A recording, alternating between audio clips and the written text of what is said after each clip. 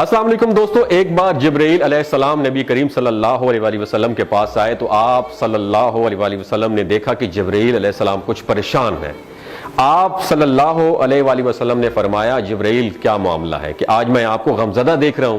تو جبرائیل علیہ السلام نے عرض کی اے محبوب، کل میں اللہ پاک کے حکم سے جہنم کا نظارہ کر کے آیا ہوں، اس کو دیکھنے سے مجھ پہ غم کے آثار نمودار ہو رہے ہیں۔ نبی کریم صلی اللہ علیہ وسلم نے فرمایا کہ جبرائیل مجھے بھی جہنم کے حالات بتاؤ۔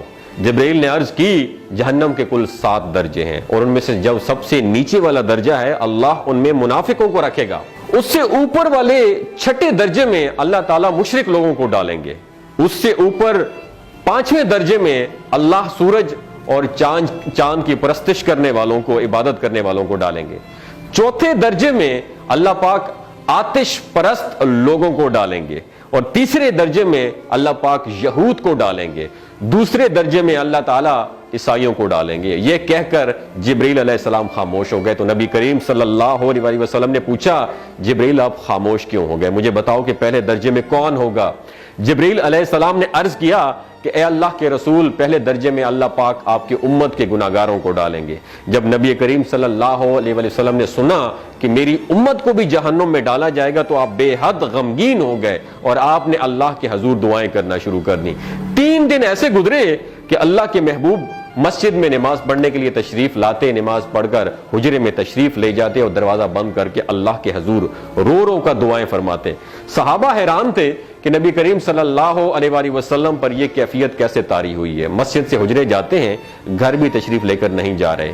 جب 3را دن ہوا تو سیدنا ابو بکر صدیق رضی اللہ تعالیٰ عنہ سے رہا نہیں گیا، وہ دروازے پر آئے اور دستک دی اور سلام کیا، لیکن سلام کا جواب نہیں آیا۔ آپ روتے ہوئے سیدنا عمر رضی اللہ تعالیٰ عنہ کے پاس آئے اور فرمایا کہ میں نے سلام کیا لیکن سلام کا جواب نہیں پایا، لہٰذا آپ جائیں، ہو سکتا ہے آپ کو سلام کا جواب مل جائے۔ آپ گئے تو آپ نے 3 مرتبہ سلام کیا لیکن سلام کا جواب نہ آیا۔ حضرت عمر رضی اللہ تعالیٰ عنہ نے سلمان فارسی کو بھیجا لیکن پھر بھی سلام کا جواب نہیں آیا۔ حضرت سلمان فارسی نے واقعے کا تذکرہ حضرت علی رضی اللہ تعالیٰ عنہ سے فرمایا۔ انہوں نے سوچا کہ جب اتنے عظیم شخصیت کو سلام کا جواب نہیں ملا تو مجھے بھی خود نہیں جانا چاہیے، بلکہ مجھے ان کی نور نظر بیٹی حضرت فاطمہ رضی اللہ تعالیٰ عنہا انہیں اندر بھیجنا چاہیے۔ لہٰذا آپ نے حضرت فاطمہ رضی اللہ تعالیٰ عنہا کو سب احوال بتا دیا۔ آپ حجرے کے دروازے پر آئیں، ابا جان السلام علیکم، بیٹی کی آواز سن کر محبوب کائنات اٹھے، دروازہ کھولا اور سلام کا جواب دیا۔ ابا جان یہ آپ پر کیا کیفیت ہے کہ 3 دن سے آپ یہاں پہ تشریف فرما ہے؟ نبی کریم صلی اللہ علیہ وسلم نے فرمایا کہ جبرائیل نے مجھے آگاہ کیا ہے کہ میری امت بھی جہنم میں جائے گی۔ فاطمہ بیٹی، مجھے اپنی امت کے گناہگاروں کا غم کھائے جا رہا ہے اور میں اپنے مالک سے دعائیں کر رہا ہوں کہ اللہ ان کو معاف کر دے اور جہنم سے بری کر دے۔ اور یہ کہہ کر پھر آپ سجدے میں چلے گئے، رونا شروع کر دیا، یا اللہ میری امت کے گناہگاروں پر رحم کر، ان کو جہنم سے آزاد کر کے اتنے میں حکم آ گیا وَلَسَوْفَ يُعْتِيكَ رَبُّكَ فَتَرْضَىٰ، اے میرے محبوب غم نہ کر، میں تم کو اتنا عطا کروں گا کہ آپ راضی ہو جائیں گے۔ آپ خوشی سے کھل اٹھے اور فرمایا کہ لوگوں، اللہ نے مجھ سے وعدہ کر لیا ہے کہ روز قیامت مجھے میری امت کے معاملے میں خوب راضی کرے گا، اور میں اس وقت تک راضی نہیں ہوں گا جب تک میرا آخری امتی بھی جنت میں نہ چلا جائے۔ بولتے ہوئے آنکھوں سے آنسو آنا شروع ہو جاتے ہیں بندے کے، جب بندہ سوچتا ہے کہ ہمارا نبی صلی اللہ علیہ وسلم اتنا شفیق اور غم محسوس کرنے والا ہے اور بدلے میں ہم نے ان کو کیا دیا۔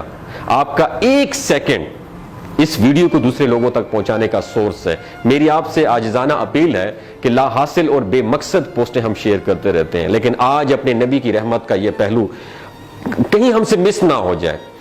ایک شیئر کر کے اپنا حصہ ضرور ڈالیے گا، کیا پتہ کون گناہگار پڑھ کر راہ راست پہ آ جائے اور دوسروں کو تھوڑی سی ہدایت مل جائے۔ کہنے کا مقصد یہ ہے کہ ایک نبی ہمارے لیے اتنا غم خوار ہے اور ہم یہاں بیٹھ کے اس کی امت کے اوپر اتنے مظالم ڈھائے جا رہے ہیں، ہمارے فلسطینی بھائیوں پہ اتنا ظلم کیا جا رہا ہے، لیکن ہم ٹس سے مس نہیں ہو جا رہے۔ آج ہمارے پاس اگر تلواریں ہوتی تو ہم تو بالکل سوچنا ہی ختم کر دیتے، لیکن آج ہمارے پاس میزائل ہیں، آج ہمارے پاس ایٹم بم ہے، لیکن پھر بھی ہم بے حس بنے ہوئے ہیں۔ اللہ تعالیٰ ہمیں ہدایت نصیب فرمائے، اللہ تعالیٰ ہمارے لیے آسانیاں پیدا فرمائے اور اللہ تعالیٰ ہمیں نیک کام کرنے کی توفیق عطا فرمائے۔ اپنا اور اپنے ساتھ ہوئے رشتوں کا خیال رکھیے گا۔ اللہ حافظ۔